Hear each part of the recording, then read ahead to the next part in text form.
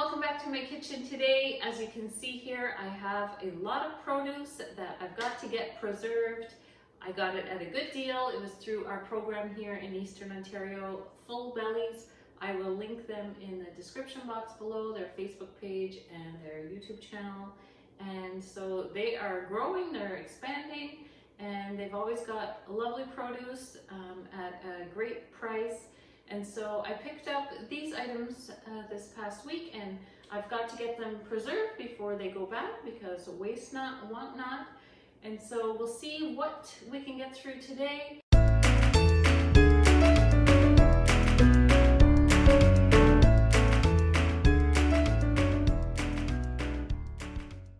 Okay, so I'm going to start with sauerkraut. I've never done it before. I'm just following what I've watched on other YouTube videos. So I'll begin by shredding. Well, I'm going to be cutting it very thinly. 1 head of cabbage. And so I'll just remove the leaves that aren't good. Then I'll shred it up, and for a head of cabbage, on a video I watched, it said you need 2 tablespoons of salt. And so once you put the salt in, it makes the water come out of the cabbage, so it'll make its own brine. And then I'll put it in jars, and then you have to let it sit for 36 to 48 hours.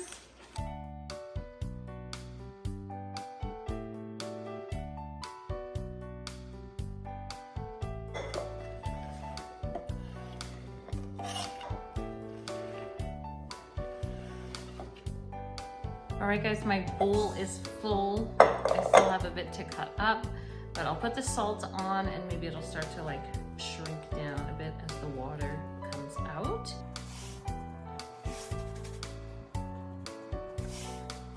So I'll get my hands in it and I will massage it.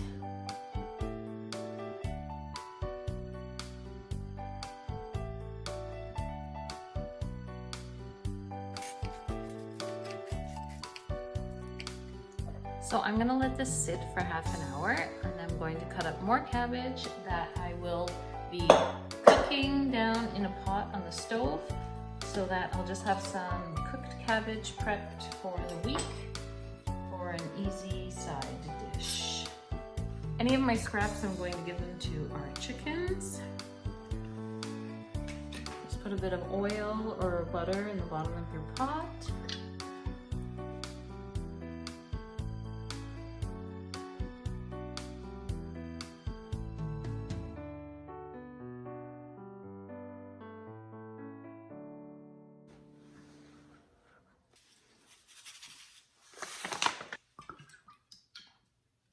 Okay, I remembered something else we can do with cabbage. Have you guys ever heard of cabbage steaks? Although I wasn't allowed to call it steaks here in our house because, I mean, there's no beef involved.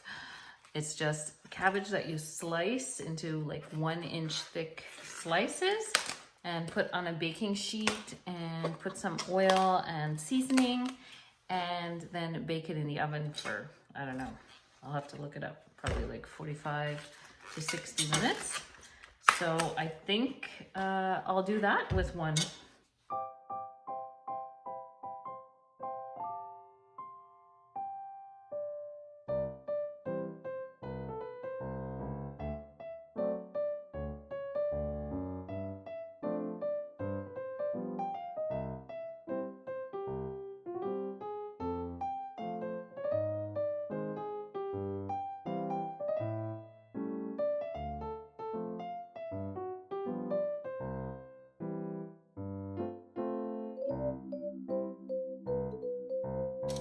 Going in the oven.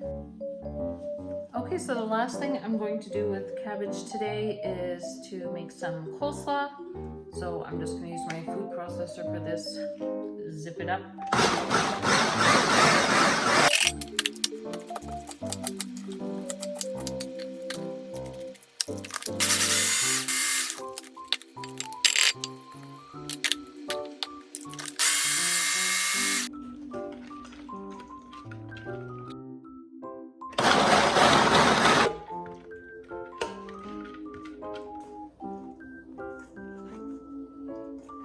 My mom always put apple in her coleslaw, and I always thought it was so good. So I'm going to check if I have an apple. Yes.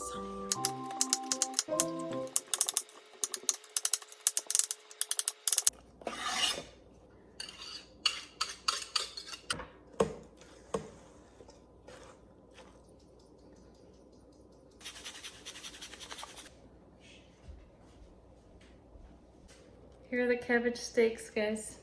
It was in the oven a bit too long because I ended up taking my son somewhere. Anyway, really tasty.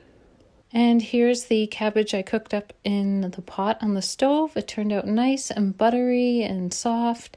And so I was able to use this during the week. I cooked up some sausages and tomato sauce and rice and added the cabbage. Okay, I'm going to try to put my sauerkraut in here.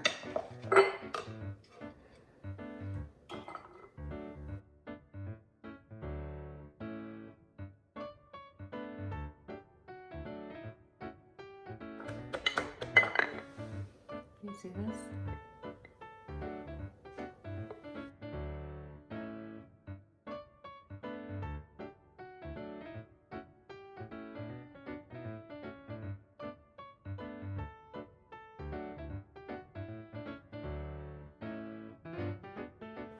Can you guys see? Look, I have the liquid. So it has to be completely covered with the liquid. Now I can take this and put this as a seal. My first sauerkraut. I'll let you know how it turns out. But that's exciting. All right, so I did not follow directions very well because I put mine in the fridge, which you're not supposed to do. You're supposed to leave it out to ferment for 3 to 10 days. I will link a website below that you can go to follow the directions there. So mine tastes like salty cabbage. It's still good and we'll still eat it. Okay, I'm moving on to the oranges. I found this recipe for orange date muffins. You can take a screenshot of it if you like. So I have to juice enough juice for half a cup, and then I need 1 whole orange as well, which includes the peel and everything. So I'll take one that looks not too bad, and I'll wash it. So I'm going to chop the orange into pieces, and it's going to just get all blended. So it's orange date muffins, but I'm just gonna make it faster. I'm gonna go put it in a cake pan.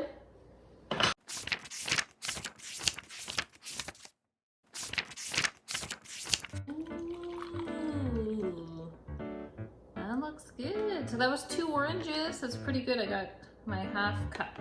So this is gonna go in here, and I'm going to blend this up on my Ninja. Okay, looks pretty good.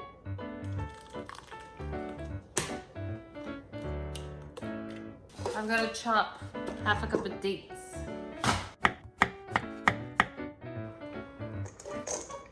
Melted butter,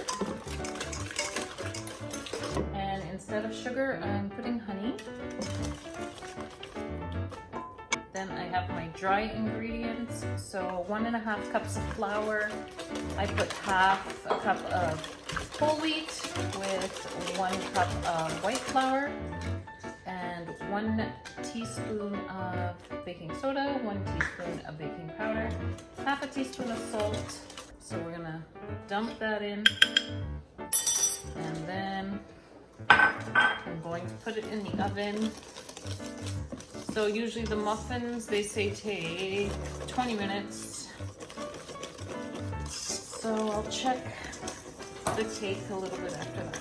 Let me just taste the batter. Orangey. Mmm, yummy.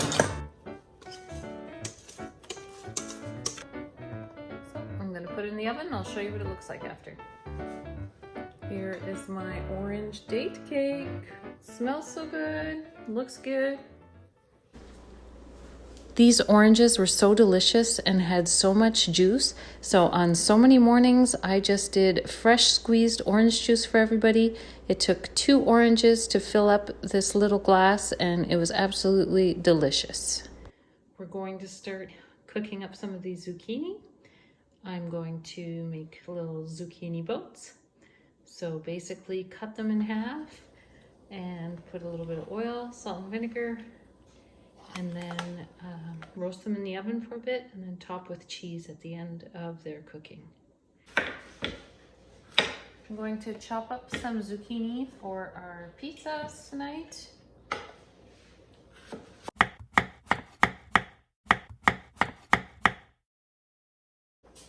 So I have a lot of these yogurt containers that I saved. So a lot of the zucchini, I'm going to just chop it up like this and freeze them in containers so that when I make spaghetti sauce or lasagna sauce, or I want some for a pizza or soup, I can just pull it out of the freezer. And then I just write on the top with a Sharpie what's in it. So that's what I'm gonna do with a lot of the zucchini, I think. And right now I'm going to make some chocolate zucchini bread. And so I've got some zucchinis here I'm going to shred up. This is a recipe that I learned a few years back when I had tons of zucchini in my garden. And so I would just make these breads. I think that summer I made, I don't know, dozens. But anyways, it's really enjoyable. You don't even know the zucchini's in there. First, I'll shred my zucchini. So I have just some paper towel. I'll squeeze out as much water as I can.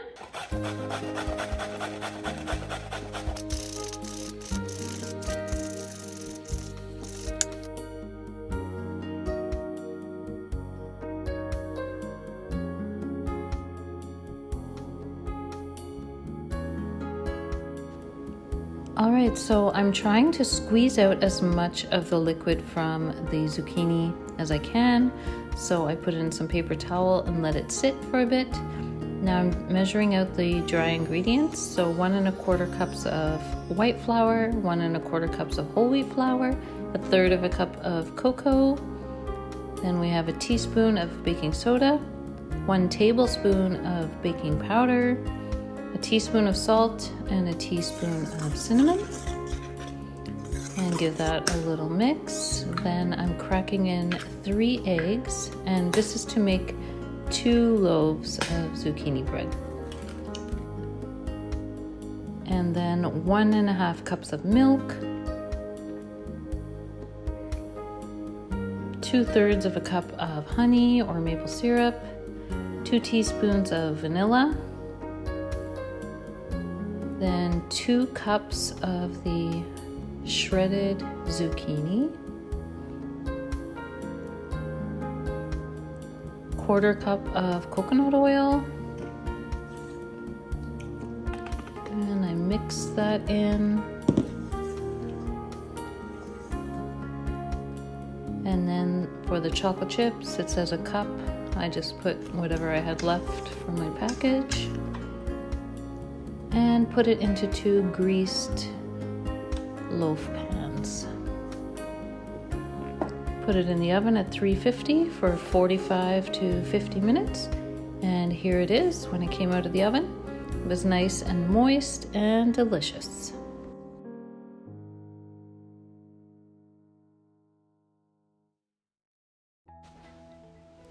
So I'm starting to open up the pomegranates.